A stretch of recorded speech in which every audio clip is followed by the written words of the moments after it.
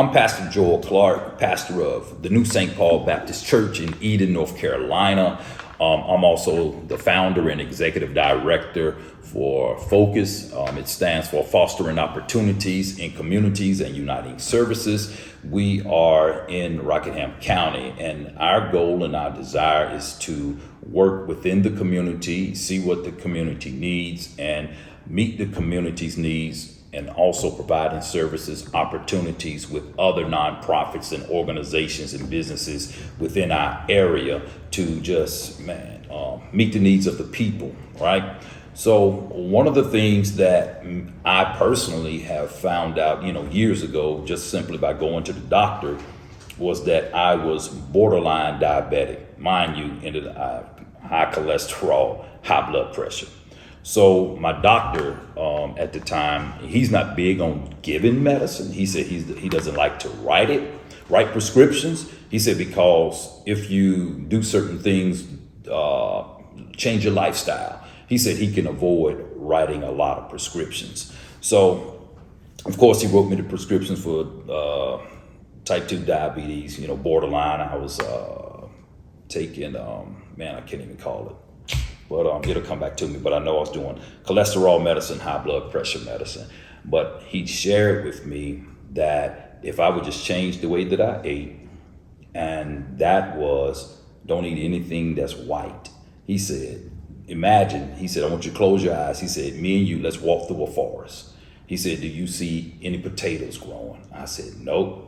He said, you see any bread growing? I said, no. He said, you see those berries? I said, yeah. He said, eat those berries. Eat everything that's green. He said, but everything that's white, stay away from it. I said, well, let me ask you this. I said, I like bread. So what about whole wheat? He said, even in the store. He said, when you go to any store and it says whole wheat, he says it has flour in it. He said, don't eat whole wheat, eat whole grain. I said, so you mean the one with all those little nuts and everything all on the side? He said, I'm telling you, eat that. He said, throughout the day, he said, grab you a hand of unsalted raw almonds, eat those. He said, whenever you get hungry, eat those. He said, and you don't have to join a gym.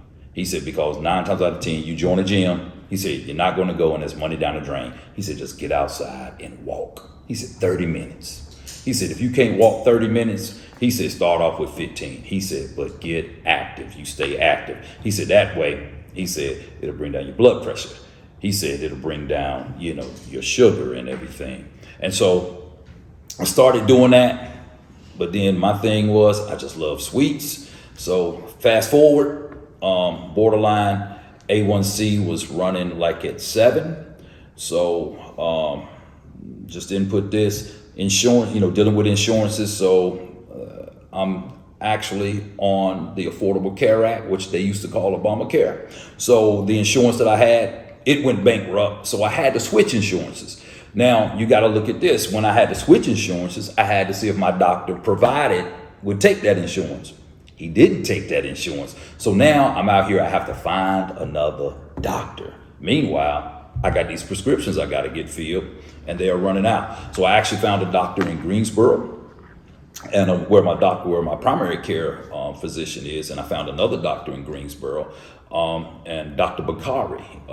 I believe he is from Nigeria or Africa, but regardless, he accepted our insurance, and man, he's been a great, blessing in my life. And he told me the same exact thing that my doctor said. But in order to get my A1C and in check and get it under, it was metformin that I was on.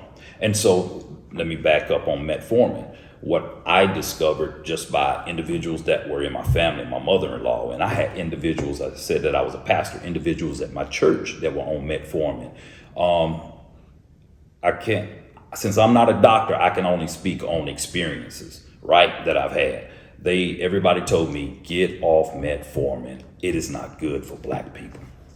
You hear those things. I remember my grandmother, she ended up getting on metformin. It did whatever it did to her, it messed her up, right? So I cannot say that it would do all black people the same way, but I kept hearing it enough to tell my doctor, I was like, hey, can you get me off this metformin? Give me something else. He did. So what he did do, we tried Ozempic.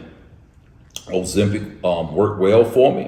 One thing I found out about Ozempic, yes, you're going to have side effects, and everybody's side effects are different. But going back to the insurance, once my A1C got under 7%, insurance said we're not paying for it anymore. Yeah. So now he said, what we will do, he said, let's try Mounjaro. Insurance takes Mounjaro. He said, we'll move you from type 2 diabetes, saying that is that, and you're gonna be weight management, because my A1C still had to be managed, right? So yes, I started walking and everything, and now my A1C is 5.7, right? So, and that's good, but I still have to maintain it. I still have to watch it. When I first was diagnosed with diabetes, I was 274 pounds. So now I am, with the help of the medicine and then changing, my diet. Not that I eat right all the time. I'm not going to sit here and claim that, but I try my best. I put forth the effort because they gave me the information, right? And you can have all the information and education in the world, but if you don't apply it, it's not going to work for you. So I try my best to apply it. And so now I'm down to 212 pounds. I feel much better. I don't snore anymore. So, and that's a plus, because with me snoring and everything, that would cut off my air, circulation and so forth. So that's not healthy, but I'm healthier and I'm going to get better. But what we at New St. Paul and with Focus, what we want to do is talk about diabetes in Black men, because we do know through the studies, through different reports, that African Americans are affected more with diabetes. We also have more amputations than any other race, and it's due to a number of factors. It could be poor access to health. Just another one, we as Black men, we don't like going to the doctor at all, at all. Me, I like going to the doctor if I need to. I mean, I go every year. I get my checkups. I go get my A1C every 3 months or 4 months, however he spaces it out. But we need to go to the doctor. Don't be afraid to go to the doctor, because your health is important, right? Your family needs you. You need yourself, right? And if you're not healthy, you cannot function properly.